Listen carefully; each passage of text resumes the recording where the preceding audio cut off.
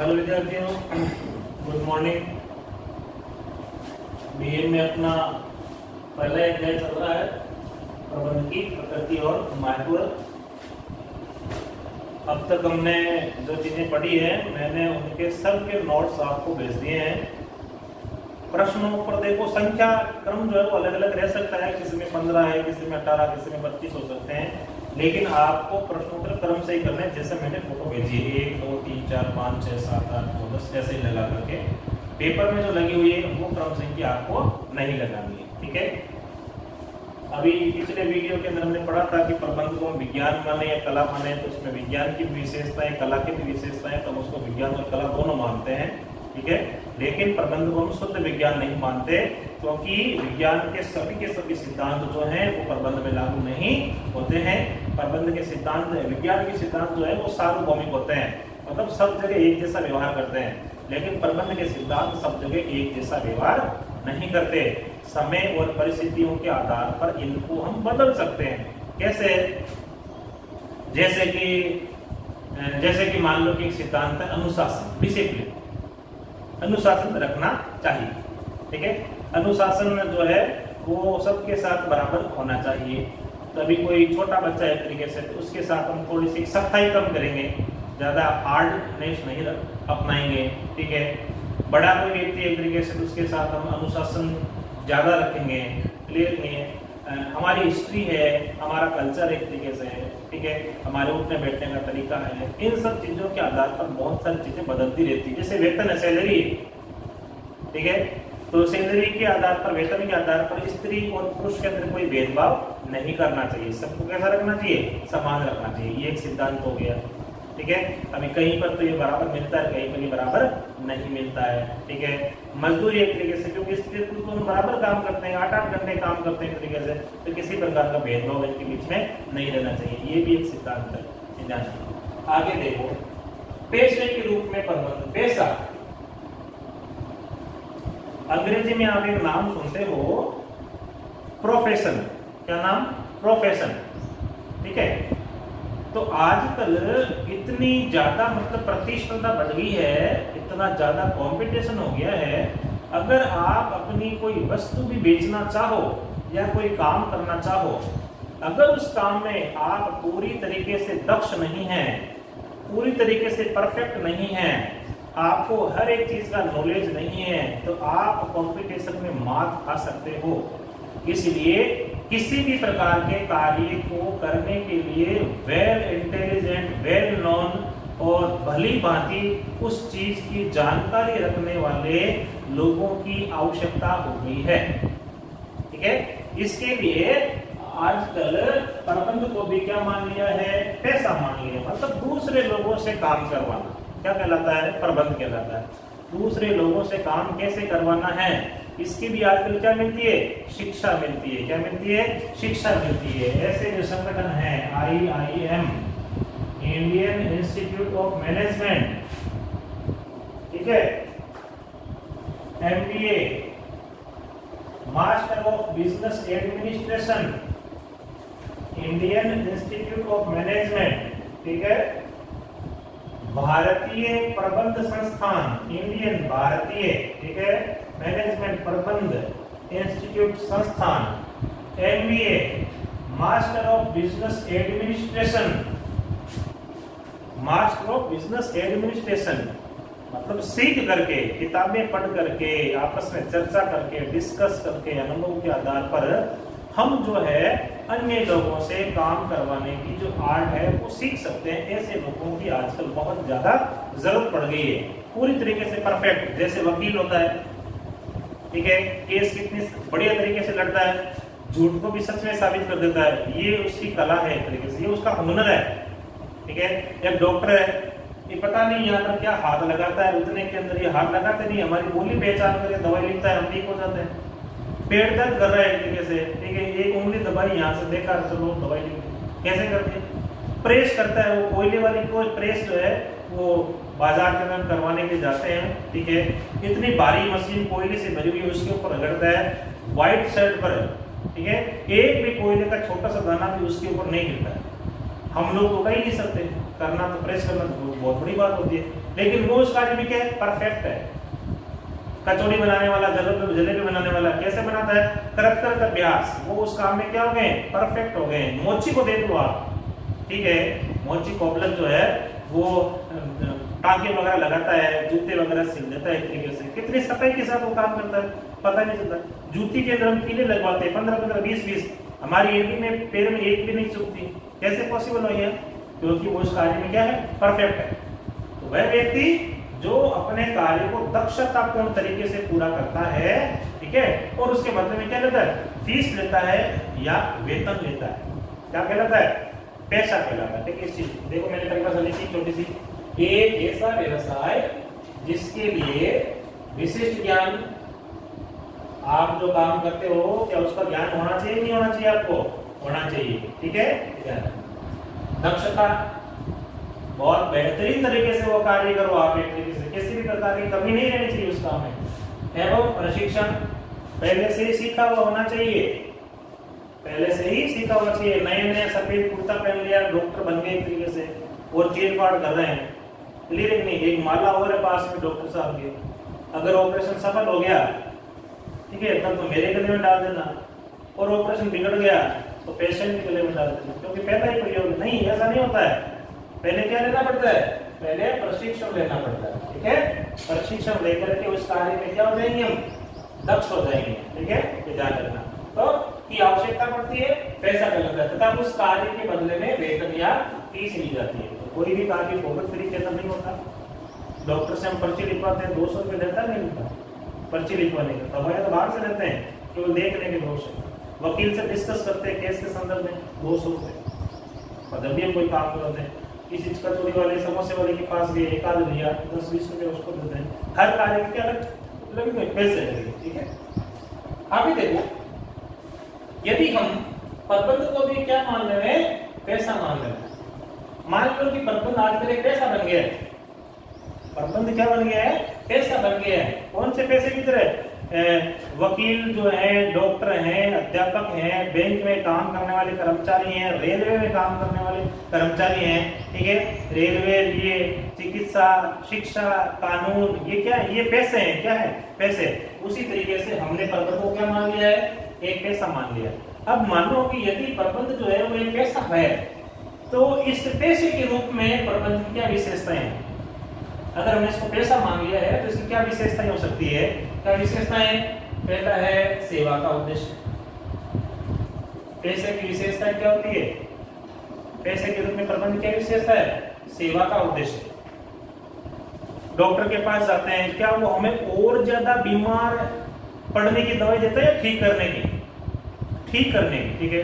वकील के पास जाते हैं, केस को और ज्यादा उलझा देता है, लंबा कर देता है, या केस को ठीक करने की कोशिश करता है, ठीक करता है, ठीक है। उद्देश्य क्या है, सेवा का।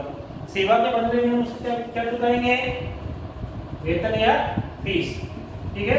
निष्ठा, प्रतिबद्धता, निष्ठा ईमानदारी, निष्ठा मतलब मेरे साथ आप लोग गए हो किसी डॉक्टर के पास में, तो डॉक्टर मेरी जांच पहचान करता तो बढ़िया दवाई दी, और आप अकेले चले गए तो आपको और ज्यादा बीमार पड़ने को मिल गई, ऐसा नहीं है।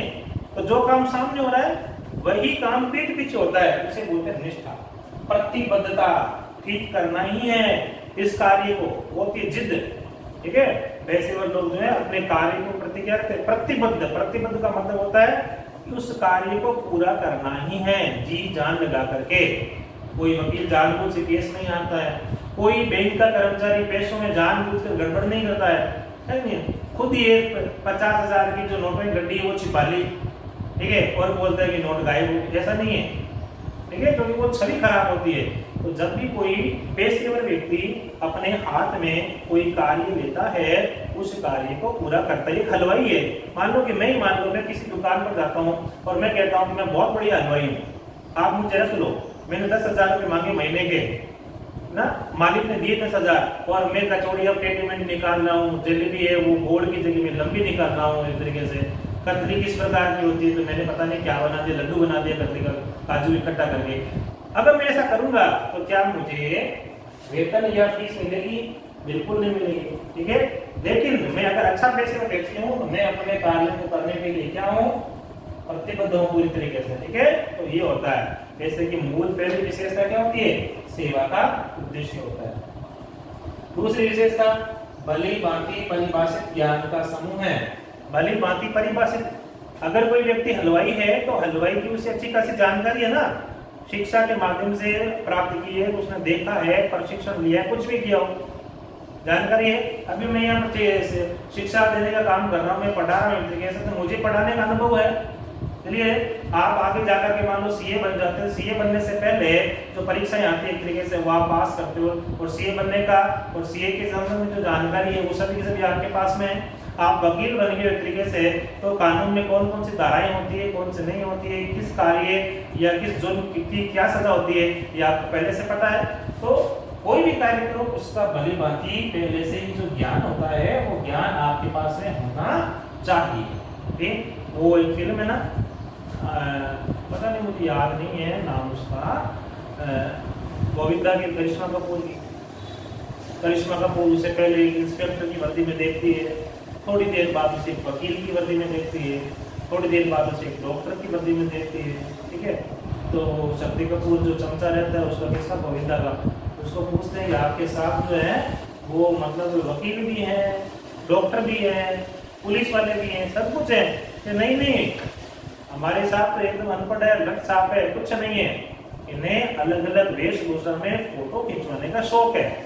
तो केवल काला चोला पहनने से वो वकील नहीं बन जाता, सफेद कोट पहनने से वह डॉक्टर नहीं बन जाता है। उसे क्या चाहिए, पहले से ही परिभाषित, मतलब जो पहले से फिक्स है वह ज्ञान की आवश्यकता है। तीसरा, अवरोधित प्रवेश। अवरोधित, डॉक्टर बनना है, एमबीबीएस बनना है आपको, डॉक्टर बनना है तो नीट का एग्जाम पास करना जरूरी होगा। अध्यापक बनना है, बीएड करना जरूरी है, रीट का एग्जाम 26 सितंबर को आ रहा है, रीट का एग्जाम क्वालिफाई करना होगा आपको, ठीक है। सीए बनना है तरीके से तो जो भी आईपीसीसी का एग्जाम लगता है तरीके से, सीटेट का एग्जाम लगता है, एग्जाम पास करने जरूरी होंगे नहीं होंगे। ठीक उसी प्रकार से पैसे जो है, पैसे की किसी भी पेशे के अंदर प्रवेश करने से पहले जो प्रवेश की जो योग्यता है और प्रवेश की जो परीक्षा है उस परीक्षा को पास करके ही आप उस पेशे में शामिल हो सकते हैं, अन्यथा शामिल नहीं हो सकते। क्या कोई विद्यार्थी, कोई भी व्यक्ति बिना बीएड की परीक्षा किए या बिना बीएसटीसी की परीक्षा किए क्या सरकारी अध्यापक बन सकता है? क्या नहीं बन सकता। ये जो बीएड है, ठीक है, और ये बीएसटीसी की जो परीक्षा लगती है ये क्या है, एक तरीके से ये है अवरोधित प्रवेश। अवरोधित, अवरोध जानते हो ना, ये सड़क बनी हुई है जिसके बीच के अंदर मान लो कि कोई जंप आ गया तो इस जंप को क्रॉस तो करना ही पड़ेगा ना, यहाँ से चलने के लिए, ये अवरोध है।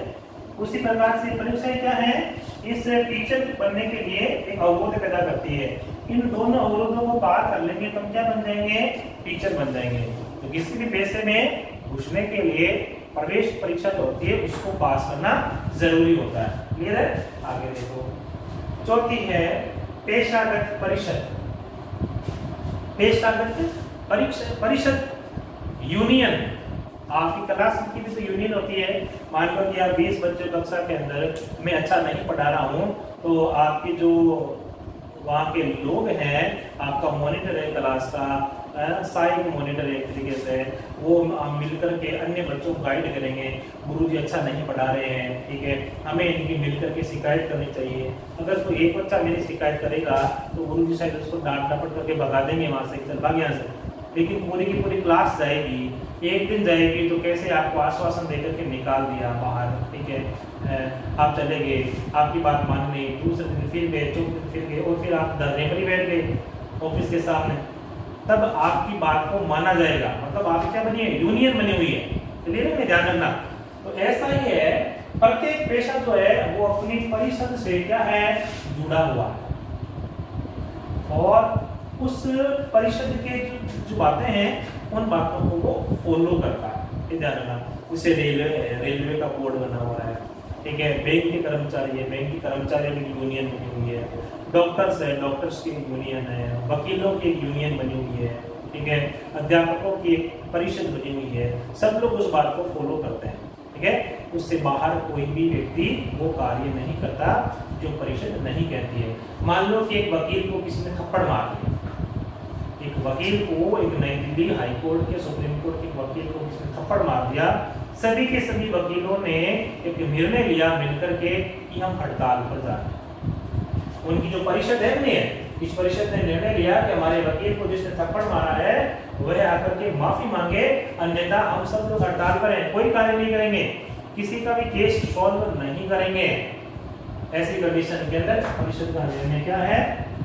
अंतिम निर्णय है। और जितने भी लोग अपनी इस परिषद से जुड़े होते हैं उनको वह निर्णय मानना पड़ता है। एक छोटा सा एग्जाम्पल, नाई की दुकान पर आप लोग गए होंगे, वहां पर लिखा हुआ नहीं मिला आपको 1 जुलाई 2021 से नई दरें, ये अलग कटिंग, वयस्क आदमी कितनी, बच्चे कितनी, बच्चियों कितनी, दाढ़ी करने की इतनी, मसाज करने की इतनी, ये करने की इतनी, पूरा टकला करने की अलग ही रेट है। ये कौन तय कर रहा है? ये कौन तय कर रहा है? ये लाडनों की जो नाइयों की जो परिषद है ना, उस परिषद में सब लोगों ने बैठ कर निर्णय लिया है। जितने भी लोग इस परिषद से जुड़े हुए हैं वो लोग इस नई दर के अनुसार ही क्या करेंगे? काम करेंगे। ठीक है। पांचों बिंदु है नैतिक आचार संहिता। आचार संहिता आप जानते हो ना, रूल एंड रेगुलेशन। इस पेशागत परिषद ने जो नियम बनाए हैं उन नियमों के अनुसार ही आपको काम करने हैं। आचार संहिता से पहले मैंने शब्द लिख दिया नैतिक। नैतिक का मतलब जो वास्तविक सही है, जनता के हित में है, समाज के हित में है, वही कार्य करें। ठीक है। दर यहाँ पर मैंने लिख दी, कटिंग की दर कितनी है? वयस्क आदमी की 50 रुपए। आप इस पैसा परिषद के साथ धोखा कर रहे हैं और ज्यादा पैसा कमाने के चक्कर में आप 40 रुपए के अंदर कटिंग कर रहे हैं। तो मतलब आपने इनका कार्य, इनकी बात को नहीं माना है। और 50 रुपए की जगह आप लूटमार कर रहे हो, कोई किसी को अर्जे में किसी शादी में जाना है, आपने उससे 100 रुपए लेके कटिंग, ये भी गलत है। ये क्या है? नैतिक आचार संहिता के खिलाफ है बात। तो परिषद जो नियम बनाती है, जो कानून बनाती है, उन नियमों और कानूनों क्या करनी चाहिए? पालना करनी चाहिए। तो ये है पेशे की विशेषताएं। सेवा का उद्देश्य मन लगाकर काम करें, भली भांति परिभाषित ज्ञान का समूह है। जब भी किसी पेशे के अंदर आप प्रवेश करते हो तो उसका आपको ज्ञान होना चाहिए, नॉलेज होना चाहिए। आपको इंजेक्शन पकड़ना नहीं आता, आप डॉक्टर हो, कैसी बात कर रहे हो? है ना, इम्पॉसिबल, ऐसा नहीं हो सकता। अवरोधित प्रवेश, किसी भी पेशे में प्रवेश करने के लिए पहले परीक्षा पास करनी होती है। उस परीक्षा को पास करने के पश्चात ही आप उसमें प्रवेश कर सकते हैं। ठीक है। चौथा बिंदु क्या है? पेशागत परिषद। प्रत्येक पेशे की परिषद होती है। ठीक है। उस परिषद के नियमों को मानना पड़ता है। नैतिक आचार संहिता, ठीक है, कानून और नियम होते हैं, उन नियमों के अनुसार क्या करोगे? काम करो। धन्यवाद। इस प्रश्न को आप कॉपी करेंगे, शायद मैंने फोटो भेज दी आपको, पहले से देख लो।